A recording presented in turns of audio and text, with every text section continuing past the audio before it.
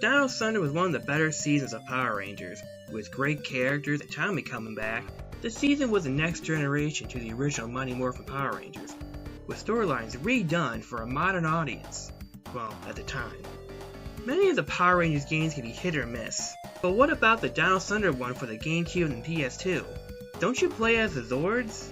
That's pretty weird. Is it good, bad? Don't worry, I'm here to help. I will answer that question you have in the back of your mind while you're looking at shelves of used games. Dr. O, we've come under attack! Kira and Ethan are gone! Okay, let me see if I can get in contact with them. It's a long shot, but maybe they are still in communication range. Okay, that's clearly not JC David Frank. Now, as I said before, you don't actually play as the Rangers. Instead, you play as the Zords, which actually kind of varies the gameplay a little more, rather than simple stat differences that I don't even know affects the gameplay at all. Watch it! There may be people inside. Try not to be so careful. What are you doing? As a Power Ranger, your duty is to protect, not to destroy. Watch it! There may be people inside. Now, the Tyrannosaurus has some pretty decent controls. The jumping is okay, I guess, but the aiming is fairly effective. Then you get the Zord, who can fly, and for the most part the controls are great, but the aiming is very garbage. But she's useful for exploring. Now, those two are pretty great, but the Tricera is freaking lame. The only useful thing the Tricerazord can do is block missiles with his head, but he can't even jump.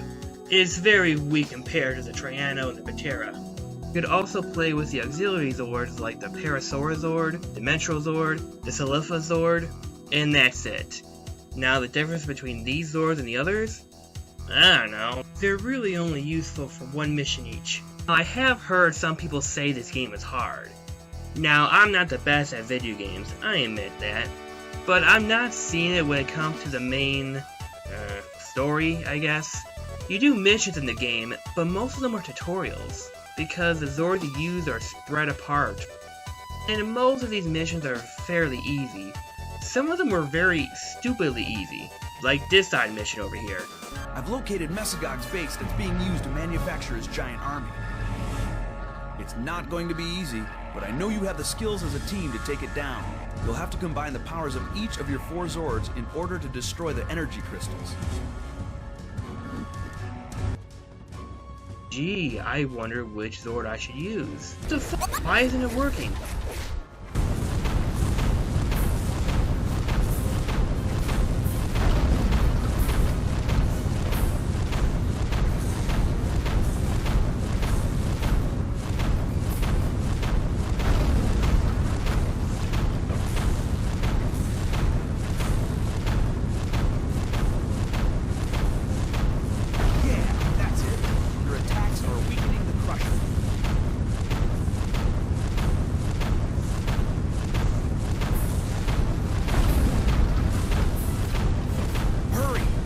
Inside the machine will soon be too much for the Dimetrozord to handle. But there are some missions that are a little more difficult, like those Brachio escort missions, where you have to fight all the enemies around them. Then you get some of these enemies that just blindside you, and that's kind of the closest that it gets. You'd think with me destroying everything in sight, I have a chance of winning, right? Well, yeah, I do, actually. Now, you do this again later on, but it isn't as annoying. But all that said and done, these missions are extremely difficult. Zeldrex becomes your final boss. When he puts his axe in the air, that gives you a good opening to shoot him. And then you use your special attack. Sounds easy and straightforward, right? And there's really no indicator no when he's rising up his weapon. So you are running around in circles while checking up on him from time to time. And most of the time he's blocking or throwing bombs. Meanwhile, the area in is full of lava, and walking and jumping is pretty dangerous. Your character is so bulky that your jump is pretty weak. And sometimes you'll get stuck on walls. Now, you can't heal up by attacking the pillars. You could easily lose all that by remotely touching the lava. And when you do attack them, regardless of where you're at, the game will set you back at the same spot. Which can be very annoying because it removes you away from the healing items. Now you have to do this 5 times. Now is it the hardest boss ever? No, but it's really freaking annoying. But anyways, the game is pretty cheaply made at certain points, and it really shows in the ending. You have unlocked a new movie. Movies can be viewed from the extras menu. Way to go, guys! He's triggered a self-destruct mechanism. You've got to get out of there, fast!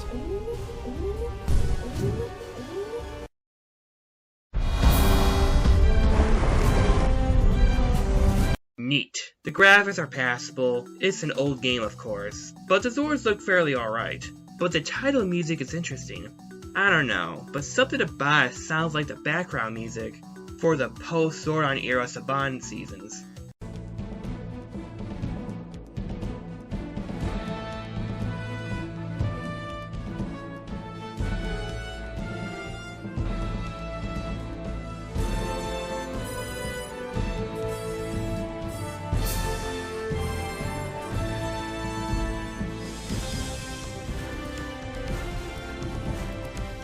The game doesn't have the 6 Ranger Zords, like the Megalodon, the Stegosaurus, or the Dragon Zord. Well, it's not actually a dragon, it's a Tabaxi, Aria, whatever. Anyways, that's pretty lame, right? Who doesn't want to play as a 6 Ranger in a Power Rangers game? But the game does make up for it, because it allows you to play as a Zord from the past seasons like Ninja Storm or Wild Force. Now, I can't complain about that, I didn't even expect it. The game is set in multiple open areas, and each mission allows you to get a Dino Egg and a Dino Gem. Dino Egg are scattered across the levels, and because the game is so cheap, you could just forget about the actual mission and just fly around and look for the egg. And when you're done finding the egg, you can just quit the mission. Looking for the eggs, some are easy to spot, while others not so much. Getting all the dinosaur eggs lets you play as the Ninja Storm Zords. Oh yeah, when you get scolded, there's no voice. The Dino Gems, however, are gained by doing the missions in the best way. Like doing a certain mission the shortest amount of time, going through all the rings, making sure certain enemies don't respawn. Now I do agree that part makes it more challenging, and I guess that's fair enough. But it's not as bad compared to other games. Now the Dino Gems allow you to play as the Wild Force Zords and let you go into the Animarium. And look, even the Bear Zords make a cameo. And there's even the Elephant Zord.